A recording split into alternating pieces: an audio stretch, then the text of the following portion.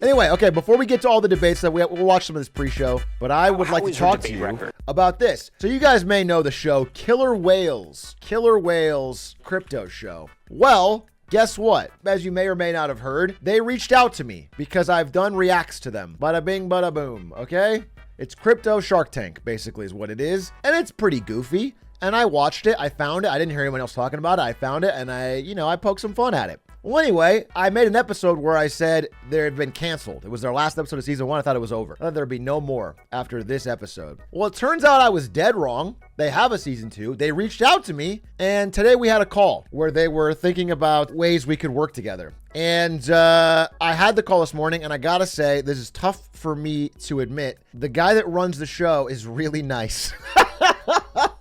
It's very, very tough for me to say. I would love to make more fun of him or like have a thing. The guy was an absolute sweetheart. He was a true charmer and just seemed like a really nice, down-to-earth guy. He was fully able to admit that a lot of the pitches were silly and that they actually learned. They said they watched my reaction to learn. They said, I mean, literally, I'm not kidding. They're adding a prize pool to season 2 because of how often we made fun of the fact that it was only mentorship. I'm not kidding. So now they actually can get money. The people aren't investing directly, but they're actually adding money and stuff they can get. So, I mean, we made an impact here, folks. And I said, listen, here's what I said. I wish I recorded. I almost would. I think if you wouldn't mind. I basically said, look, listen, I've got people who I knew at NVIDIA who are smarter than me that did some crypto stuff. Some of them made a lot of money, but I also know many, many people who have lost money on it. All right. There's just a lot of scams. So while I'm sure there's some smart, well-intentioned people trying to make something happen, you know, I'm generally going to be a skeptic because I have an audience here I'm trying to protect from making the dumbest decisions of their life. And he seemed to fully understand that. He talked about, hey, there's so many rug pulls. He gets it. You know, I didn't get the sense that he was a huge crypto diehard. Actually, I'll be honest with you. He was telling me his life story, and he basically said, like, hey, I was just a regular marketing guy in Europe, you know, doing cool things. I worked in TV. And then for whatever reason, he ended up with a bunch of ETH for like a project that didn't end up panning out. This is like back in 2017. And he forgot about it. And then in 2020, he's like, wait, this is worth like $1 gazillion. So like, I don't like from his POV, crypto's worked out really well. So anyway, they have not yet been confirmed for a season 3 and they've already shot season 2. So there's still we're not discussing anything about me coming on yet. That's a TBD way up in the future, but I'm a little more amenable to it because the guy didn't seem very standoffish. I mean, maybe he's honeypotting me in so they can edit me to look terrible, but it sounded like they were open to having a skeptic. You know, someone who comes on is like totally against it. We'll see. I have no idea. I still haven't decided. I'm kind of, the editing scares me a little bit, but I will say the guy was an absolute class act. He's a gentleman. And they mentioned a lot of changes for season 2 that I think are really fun. Like they added the prize pool. He also said this. He said pretty much everybody on their staff has seen our reacts. Okay. I just want you to know that everyone there has seen it, including the judges. And the judges in season 2 are being way harsher because they don't want to appear too nice. And he's like, he had to tell them like, hey guys, no one's going to come on the show if you guys are this mean. Like they were ripping into every pitch. They got better pitches and they were ripping in. So, I mean, we're having an impact in maybe a positive or negative way. I don't know, but that's what he told me. So listen, I don't know. I'm not super afraid of going on there and they edit out look a little goofy. It's not the end of the world. I don't know. It could be fun. It'll be a fun story. I'm kind of leaning towards it, but I don't know. You might get to smooch the mooch. Bro, I actually am going to ask him. He said he can connect me with any of the judges. And I said, I don't really want to because I already told Wendy I didn't want to do anything. Because again, my only worry is that if I end up meeting these staff and these judges, then when I do my reacts, I'm going to be too nice. I already think I'm going to be nicer because I don't want to hurt anybody's feelings that work hard on the show. Do you know what I'm saying? Like, they're all nice people. It's just a dumb... You know, I'm not a huge fan of crypto in general, so it's difficult for me to be objective. But I do think it'd be really fun to interview the mooch. And if he can set that up for me, then God willing, I'll do it. I'll get mooch on the stream. Anyway, excited for more Killer Whales discussion. They're going to send me a trailer early. That's what he said. I'm going to get the season 2 trailer first, and we're going to get to watch it live here first. Season 2 of Killer Whales. He showed me a sneak peek of the sneak peek. I can tell you one thing. There's a Cybertruck in it. So you know it's going to be good, bro. You know it's going to be good. Yeah, I'm excited. It'll be fun. It'll be a fun time. And they also, you know, because I told them in the meeting, I was like, hey, straight up, listen, I also fully understand that if you want me to pull my YouTube videos, it's your content. You know, it's like, if I'm reacting to your video, and he's like, no.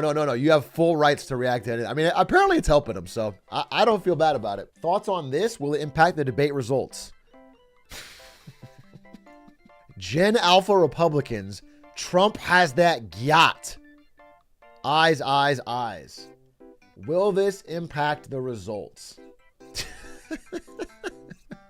You know, of all the groups to target, Gen Alpha would be the worst because Gen Z doesn't vote, but Gen Alpha can't vote. You know, it doesn't matter how many times you say skibbity Biden or whatever, they can't vote.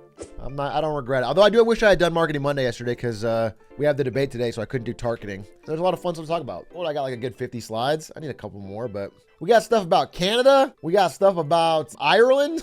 We got stuff about sports. We got stuff about coffee. Moo. A lot of interesting stuff. It's a classic wins and fails. I am trying to mix in the good stuff, the interesting stuff, because not to belabor my point, but more interesting news keeps coming in, including rising auto delinquencies. That data is hard. Dollar General stock tanked. They said poor U.S. consumers are running out of money. Direct quote from their CEO. He said low-income households feel financially constrained. That's what he said. Dollar General said that. So I don't know. Some data's coming in. Where the fuck are people buying if not Dollar General? That's a great question. I looked into the same thing. I was like, well, where the fuck are they going? Turns out, you know, part of it is low-income consumer stress, where they're just doing less consumption in general, more at home.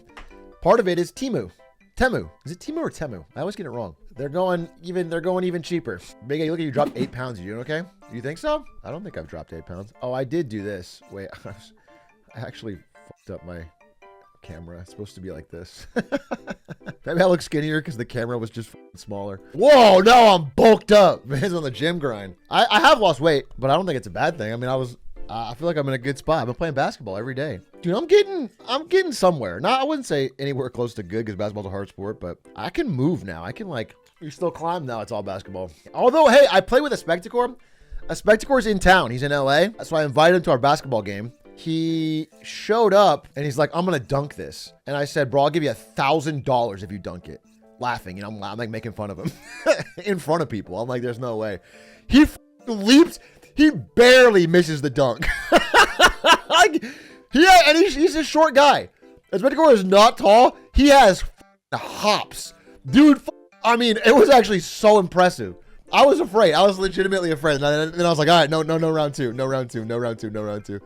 That shit was close. No one can dunk. No one at our game can dunk. I haven't seen a single person dunk. I'm watching with my girlfriend. You better turn up your funny dial or else she'll think my content creator taste is cooked. I'm going to be so dry. Okay? I'm going to break up your relationship. I'm going to be so I'm going to sit here and talk about NATO for 3 hours. Okay? And everyone in chat's going to spam glizzy. And then she's going to see what you're into.